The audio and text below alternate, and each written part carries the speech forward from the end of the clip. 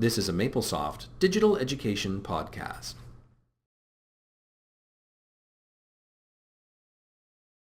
I'm speaking with Rachael Verbruggen from the University of Waterloo. She's a lead developer of digital content at the U of W. Thank you for joining us. Thank you for having me. I wanted to be, as a lead developer, and you've had a massive amount of experience in both developing digital content, but also guiding us in the platform that would be helpful to you to guide digital content. So I'm really interested in hearing, where you think we are today and where we need to go. What type of, maybe let you start. And I do have some concepts that I'm going to guide you that I really want to hear about. But generally, where do you think we are today and what is in the near future? This is an interesting question. I usually look back where we are today versus where we were, and we're certainly a lot further along than we were. I started this almost 6 years ago now at the University of Waterloo, and at the time I was the only person working on STEM courses, which was a very lonely existence. And now how big is the team? I lead a team of 10 now. Okay. So it was hard. I didn't have anyone to ask advice from, or I was kind of figuring it out on my own. And just to be clear to people, so you lend support to only the mathematics department? I have, my team works specifically on STEM courses, which is generally mathematics courses, but also sometimes science and engineering. So you would always have a lead professor asking your help in developing online content. And so we usually work with faculty from the Faculty of Mathematics, but also the Faculty of Science or the Faculty of Engineering. And so we've certainly come a long ways from where we started.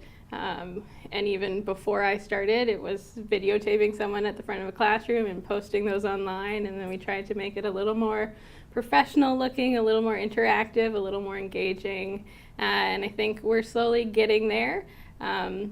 Certainly technology-wise, we're much further along with Mobius. We have the ability to embed questions, to create math apps, to add in that interactivity as people are working through the content.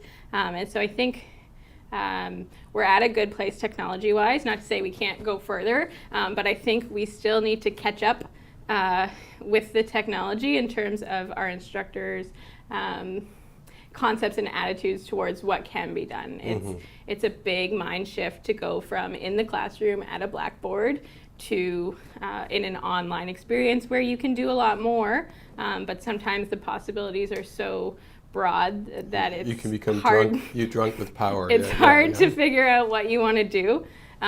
When I first started, for the first probably 3 years, the thing I heard most often when we started a project was, but I have 6 blackboards in my classroom. How am I going to fit it onto one screen? And certainly attitudes have changed. I don't hear that anymore. People kind of have a better vision of what can be done.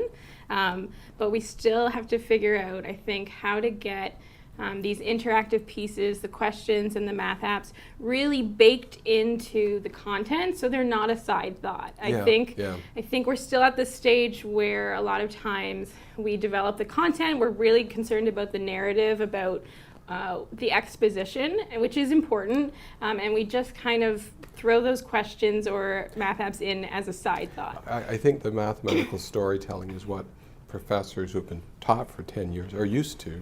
They get up in front and they mathematically tell a story, and the students follow that, and it's the theory is it sticks in their minds, and to some extent it does. So I think they're very comfortable in that area. Yes. But definitely questioning of any type was something else. It was a midterm, or it was an assignment. It wasn't done in the lecture. Yeah, so I think we're slowly getting there, but figuring out that, hey, there's this really cool interactive thing I can build that my students can play around with, but not just as, here's a bunch of content I'm going to teach you, and now here's this cool thing you might want to play around with, but really embedding it into what's going on and making it part of that narrative as well, I think is where we really need to get in terms of content development. In terms of technology, I don't really know what's next or what we need next, but I think there's lots of possibilities out there. I think one thing, and I agree with you, generally we're not quite at the point where we've embedded all the capabilities, like inline questions and interactivity and math apps and exploration. So, and I agree, like not as an afterthought, here's my content, let's stick these on. So I agree that we're not there yet generally in the content production, but at least the tools are there. But I think the next big stage will be if we can understand how someone is using the piece of content and be adaptive in what we present to them next, which is so like I envision all these nodes of knowledge, and every person could, potentially take a different path and still have mastery of that topic, but they may take a totally different path, or maybe even the system understands the type of learner they are in the same way that Amazon understands the type of shopper you are. Which is creepy. Yeah, if it produces better education, it's probably, we all live with smartphones, and there's many creepy things about what people can know about us, but we do it because there's a benefit. Yeah, for sure. And if it's better education, that might be enough of a benefit. But funny you should say that, like the other side, we're right on the edge of gathering so much data and analytics on how the material is being used, more than we've ever been able to do before. And it was pointed out to me, and I think rightfully, like I only saw the positive of that, how we can use it to flag bad content, mark good content, indicate where we should be changing. But they're saying that students are so driven today that if we are not careful, if we're just using this data to truly, poke into their lives and use it as a stick to beat them over the head, that's probably the wrong use of that level of data. So, and I think you saying that, I think that is the thing I hear most common now is the, I want the content to be able to change depending on how this student answered this question, and not just whether they got it right or wrong, but what if they got it wrong, is it a common type of error, and can we provide the right kind of feedback or the right kind of remediation based on the errors that they're making. So I certainly think that's what I'm hearing more and more for what people want to do next, which is really exciting because, as I said, when I started, it was more like, I feel really limited by this technology, and now when I have conversations with instructors, it's more about, this is great, can I do this, this, this, and this? And I think now they're quite ahead of where, and I have to rein them in a little bit and say, we're not quite there yet, but here's what we can do. We can't quite look into the students' brains That's yet. right. And I do think you can take two different views. One is a content-centric view, where you can look at how a piece of content is used over, say, a large number of students. So, how much time are they spending, what's the success rate, and that you can maybe flag content or rate content.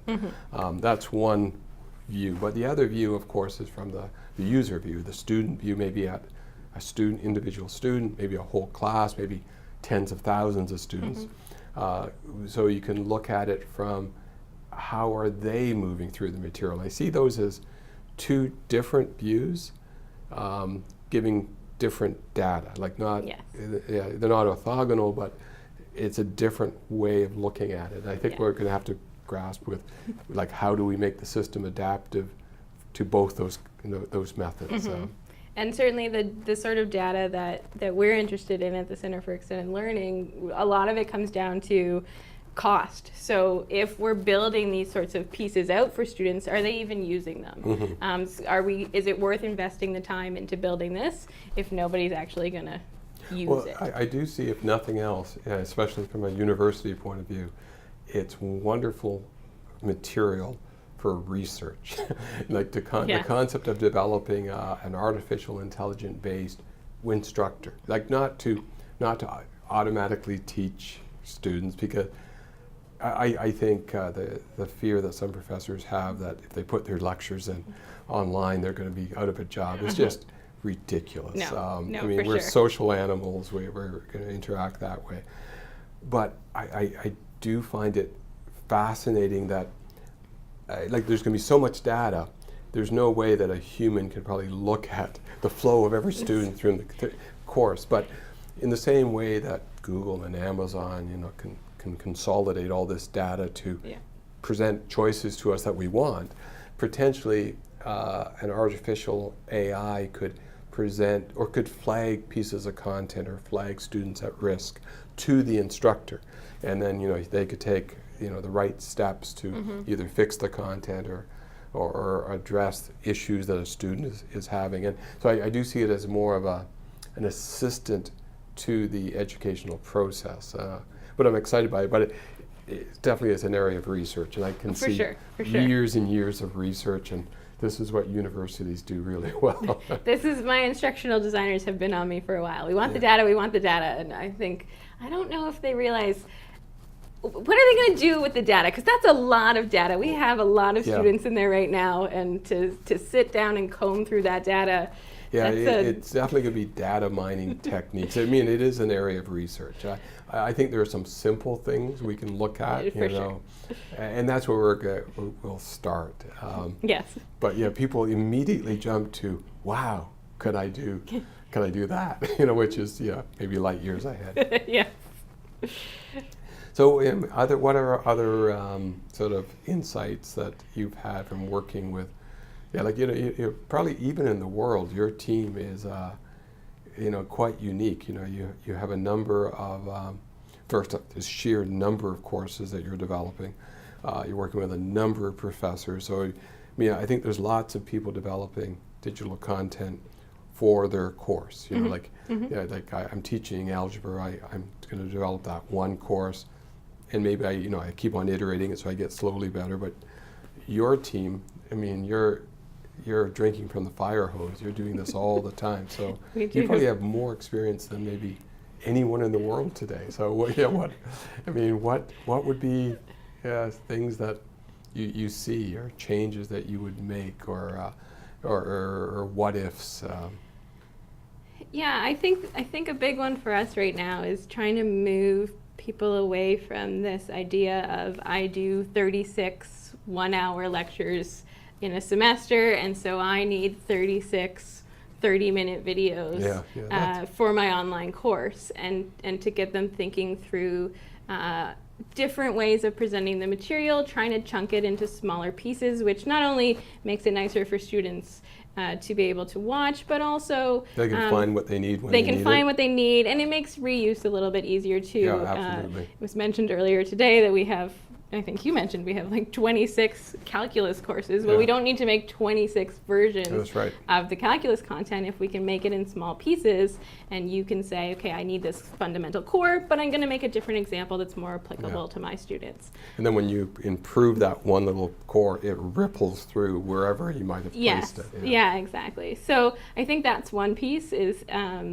not just building things in smaller pieces, but also thinking, do I really need to talk my students through all of the content, or is some of it better presented in a text form as a practice question that they can try over and over? As a math app, sometimes we can replace 5 minutes of audio with a single math app that does the same thing, and in fact sometimes does it better because there's more interactivity, and it's easier to see what's happening instead of just listening to someone trying to describe to you what's happening. What about productivity tools? Maybe these are a little bit boring, but like a piece of content starts as a concept, like we'll say a verbal storyboard, of a professor saying, I want this, and then eventually in the best of worlds, it comes out as an integrated learning module where you have exposition, you've got interactivity somehow, you've got math apps, you've tested whether someone has gotten that concept. So that's where it comes out. But along the way, it has many steps and people that review it. What about just productivity, where you can, multiple people can be working on the same content, check things off, sign them off, that type of thing? Yeah, I haven't thought about that much. We just kind of live in the state we live in and go with it. But I do think that it would be useful to have, and Mobius has helped us a little bit with this, to do a little more prototyping with instructors before they get to a recording studio, so that we're not editing 30 minutes of audio and then at the end they go, oh, I don't want that. I don't really want that. And we still have still a bit of that when we do prototyping, even, but I think the ability to have a little bit more of the instructor in there, able to do some drag and drop or some quick sketching. Mocking up. Mocking up right in Mobius might be nice, because we, right now they might have to draw an image and scan it in, or go to a different tool and import it. If they can just kind of draw us a quick sketch, say I want a cube here or whatever it is, and we can then play around with it. I think that would certainly help.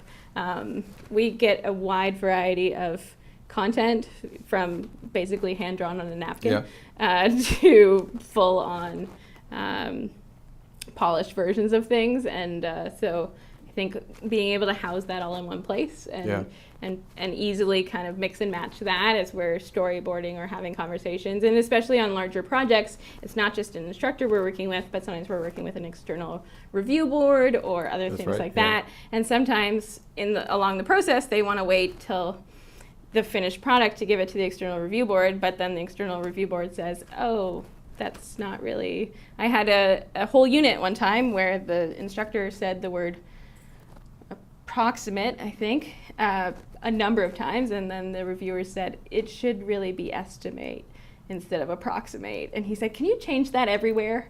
Sure, went, why not? Just, I don't search know. and replace. Text-wise, yes. Audio-wise, not so easy. Yeah. So if it's easier to get kind of people looking at things in various stages before we get to fully polished versions, then I think certainly helps us. Definitely one of the items that we've learned from your usage in that maintenance of a course. And I think one of the advantages of digital materials is the fact that you can have this very tight update loop. You know, if someone complains or you see something wrong, you can fix it. But maintenance is a major cost. That initially people didn't pay attention to. They saw it more like a textbook. You did it once, you put it out there, you didn't have to think about it for 5 more years, and we're not in that environment. I mean, it's both the curse and the advantage that we're not in that environment.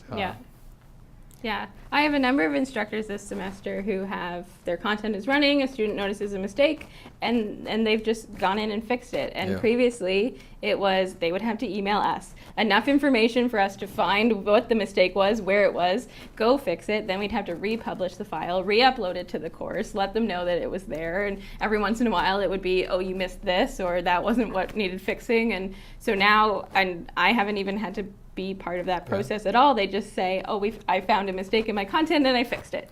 Now, in the future, though, as we have more analytics and more data coming through, like it may be your group helping to interpret that data, or I mean, eventually we'd have an AI assistant so you could be out of the loop. But I could easily see your group saying, hey, we're seeing some blips in the data that maybe would indicate that you should look at this area. Yeah, for sure. And I think it's true, especially the first time you offer questions that you've authored, especially if you're new at it. There's going to be questions that need fixing, whether it's the algorithm or the wording of the question or anything like that, and to be able to kind of flag that more easily and say, you know what, this question isn't really working for students, and then trying to figure out, you still have to figure out, is it because the explanation ahead of the question doesn't make sense, or was it a poorly designed question, or was it just badly worded?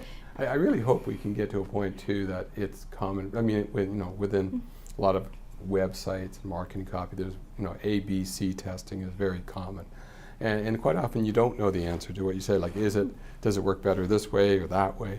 And to do more, A/B testing of questions, and then have real data, hard data, what's working. I find that wonderful. It's the way it should be. Yeah, and even I talked earlier about flexibility of use. So maybe providing content in more than one way. Here's a slideshow version of the content. Here's a text-based version of the content. It'd be really interesting to see data about if that affects student responses, or how well students do. Is it possible that there's a couple of buckets of students? Some like text, some like something else. Yeah, are they disjoint sets, or are they? How much overlap is? I mean, it's not anything that we're going to solve quickly, but at least, I'm very excited that education measured it. Like, we're right on the edge of doing that.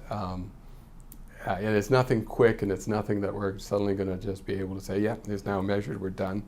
But I do think people have talked today a lot about, we've changed the technology. We're not writing in sand, we're not writing in blackboards, we're now presenting on a monitor. But that in itself is not exciting to me. Like, the exciting part is that we can start to measure it, see the results, and close that feedback loop. I think that's going to change how we educate people, and hopefully will, help control the costs and the development. So I mean, I see lots of advantages, and we're just on the edge of that. For sure. I think our time is relatively limited today. I apologize, but is there anything else that you wanted to sort of say with your experience of producing digital content? I don't think so. Just that I think when I went to school, I was going to be a teacher. That's what I wanted to do with my life. I went to Teachers College, and it's interesting to find myself in this industry that I didn't even know existed when I went to school. I just kind of landed in this job a little bit by accident, but I couldn't imagine myself in a place that I enjoyed more. I love that all the way through Teachers College, because I was there for primary junior. I really loved teaching kindergarten. I was worried, I'm going to lose my math skills. And I think this job in particular in this industry, really, it combines my mathematics and my teaching together in a way that is really exciting for me. And I think, before even, let's assume that you're the best teacher in the universe. It's not a safe assumption, but okay. But even then, you're limited by the number of hours you have in the day. Yeah. What you're doing now, by bringing that teaching skill, you can actually be a small gear or a big gear that's driving a lot of other gears, and that material could be reused over and over again. So I mean, you can have much more. The effect you could have on education is decoupled from the number of hours in the day that you have, and I find that exciting. Yes, it is. Okay, well, thank you very much for your time. Thank you. It was a pleasure talking to you. Yeah. Very good. Okay.